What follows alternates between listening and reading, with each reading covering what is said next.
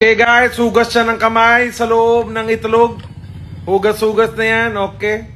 Tapos lagay na mantika yan. Lagay na mantika yan, fresh oil. Let's go, fresh oil na yan. Sobra na dami yan 1 kilo na fresh oil. Okay, sige. Kuha na siya bread loaf. Loaf bread. Okay. Kuha na siya at kinamay niya na yan lahat. Okay lang, sige. Normal natin ginagawa yan pero nagtitinda sila. Kumuha siya ng patatas at nilagay niya sa loaf bread. Oh my God. Kinamay niya na. Wala bang kutyara at tinidor sa India? Oh my God. Tignan nyo yan, oh. Kinamay niya na yan ng husto. Malaman-laman na natural flavors. Di nyo alam kung pinanghugas niya ng pupo. Alam nyo yon? Oh my God. Yung fingers niya siguro may naipit-ipit na konti na dumi doon. Oh my God. Anyways, guys, tignan natin yung gagawin ng insan ko sa India.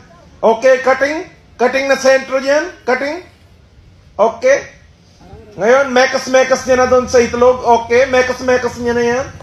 Kamay muna. Oh, sabay punas. Ngayon, yung tinapay naman, binabad niya doon. At nilagay sa deep fry. Okay, sige. Ano kaya ang outcome niyan? Ang kinamay na patatas French toast. Sobra na yan. Patatas French toast na yan. Yan, ano? Oh, diba? Sobra na. Kamay-kamay lang. Putang yan. Okay. Ikot-ikot. Balik-baliktad yan. Okay. Frying na yung loaf bread natin. Very deep fried na French toast yan. Pinalaman na kamay na patatas. Sobra na dumi kamay na patatas. Grabe yan guys, sobra na yan. Okay. Okay, lumulobo na sila. Medyo mukhang luto na yata sila yan. Grabe yung mga kababayan ko. Talagang kamay-kamay lahat. Mano-mano. Wala na kailangan na utensils yan. Okay. Lalabas yan ha. Okay, kinamay niya ulit. Okay. Sabay pahina ng stove, sayang gas. Sige, intindi yan. Okay, lalabas yan ha. Lalagay niya sa isang batcha, okay. Hindi batcha yan eh, basta yun.